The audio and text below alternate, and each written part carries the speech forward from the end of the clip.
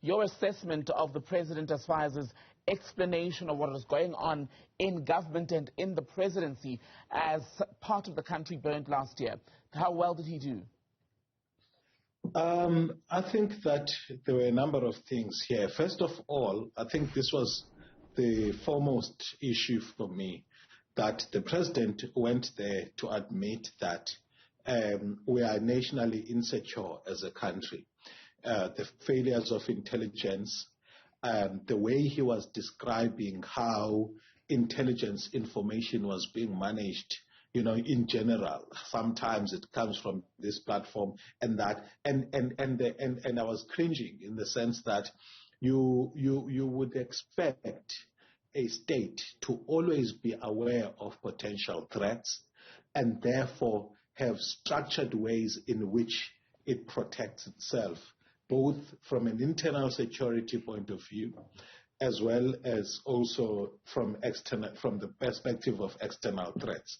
This is one of those things which can be said to be a disadvantage of being in a generally peaceful situation, in the sense that there doesn't be, and it should not be, because there should always be a leadership and foresight issue, where the security of the republic does not depend on a sense of siege, but rather as a proper leadership and foresight and risk management, it ought to be done. So you should not have had 27 years into forming a new state, a situation where you still have ambiguities and lack of rigid processes of communicating intelligence information, among other things. It's no wonder that not only did, as the president admitted today, the scale of the what they later called insurrection shocked them. They could not effectively respond to the unrest. It's no wonder that repeatedly there was mobilization. After the first outbreak of certain incidents, there was repeated mobilization where details about venues that were going to be attacked, among other things, were shared with a wide range of people. And still those things happened despite the fact that the state was already angry. And that's the thing, isn't it? When you listen to the president today, as he gave his version of events of what happened in July, he says, yes, there was intelligence, but there were lapses as far as an understanding of the extent to which the country would basically be set ablaze. But when the former State Security Minister, Ayanda Hlodra, appeared, she very much gave the impression that from that basis, that department did its job and did its job well, and that where the failure was in the response planning by the likes of the SAPS.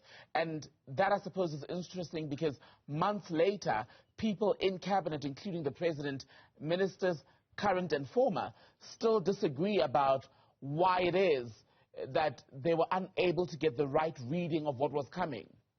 That's why I was going to go. That information by Minister Georgia was disputed, not only before the initial report that was undertaken, the Africa report, but also, it's in presentations before the South African Human Rights Council. So the other thing that I saw from the president is hesitating to point where the problems were among his leadership.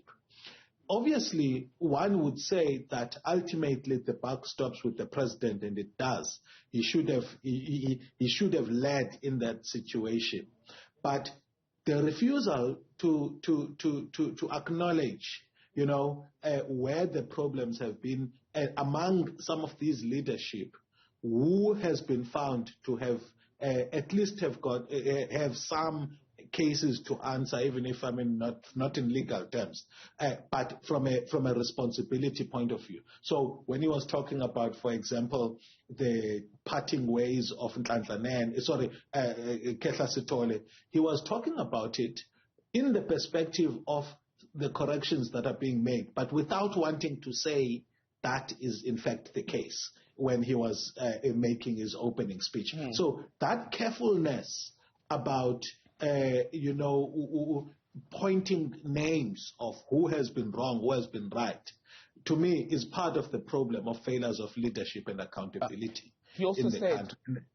Pardon me, he also said, the president today, that South Africa is not a failed state, but I wonder how close we've come to that point in recent years. No, we have.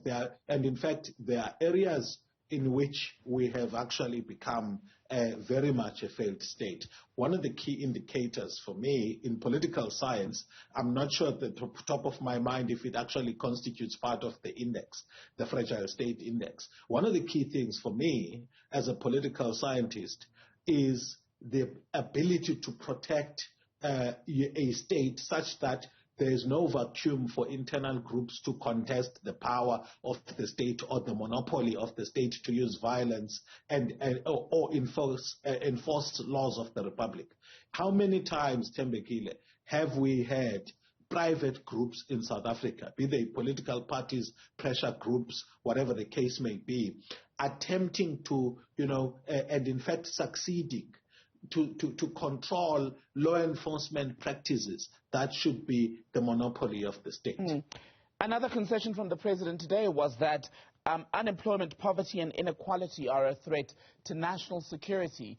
Just this week we heard that in the last quarter of the previous year, unemployment again rose, this time past the 35% mark, and that is on the conservative calculation. And I wonder then, if government knows that that is a threat to national security, why is it that we've not seen enough being done to address it? Because the situation is getting worse. Well, it's been recognized since the ticking time bomb thesis, and I think conference after conference of the governing party, the DA, the EFF, among other political parties, has recognized the triple challenges of inequality, poverty, and unemployment as key issues. Our problems center on leadership, the courage to do the right things, and also the courage to break from the current and expectations and conditioning by the global political economic environment we find ourselves in. Some of the things that need to be done in South Africa are indeed radical. Some of them are pragmatic things that need to be done, and they just need courage and leadership. You need the state to think differently, and for example, when it comes to funding grassroots initiatives and scaling those up, supporting people that are surviving.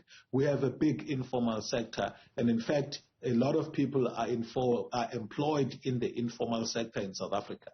What you need in order to make sure that you have maximum impact is to recognize the informal sector and support it. It's interesting that among all the government instruments for supporting economic activity in South Africa, the biggest concentration are big business initiatives. Only very few organizations are looking into enabling the informal sector to grow.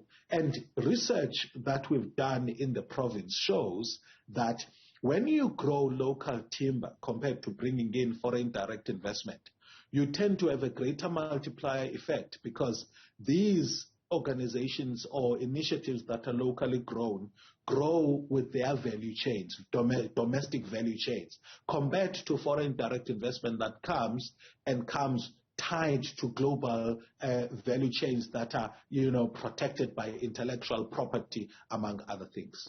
And just on the president himself, what should presidential accountability for government's inability to get a handle on the situation in July, both pre and during what we saw unfold in KwaZulu-Natal and Gauteng, what should presidential accountability for that failure look like? I guess a part of this the president has done, and in fact, part of what he thinks is a core strategy of charm by himself is admission of guilt, and I think he's done this in many instances where he appears in public. However, in countries where leadership is vibrant and it works, it doesn't end there. I know that as a point of, as departure from a denialist ANC that has had its head in the sand, it's still acceptable to have a president who's humble enough to accept the failures of government. However, that's not enough. The fact that it breaks the ANC denialism is not enough, because ultimately, when our democracy is vibrant enough, you should be having a situation where at every manifestation of failure, people fall on their head, on their swords, and that's not what's happening. So guilt will be admitted, and then a process of remedying the situation will be announced. What you will not hear is warm bodies being held accountable. That is what's lacking in the leadership of President Cyril Ramaphosa, and firing people that need to be fired. Ongama Mtimka, good to speak to you as always. Thank you very much for your time tonight.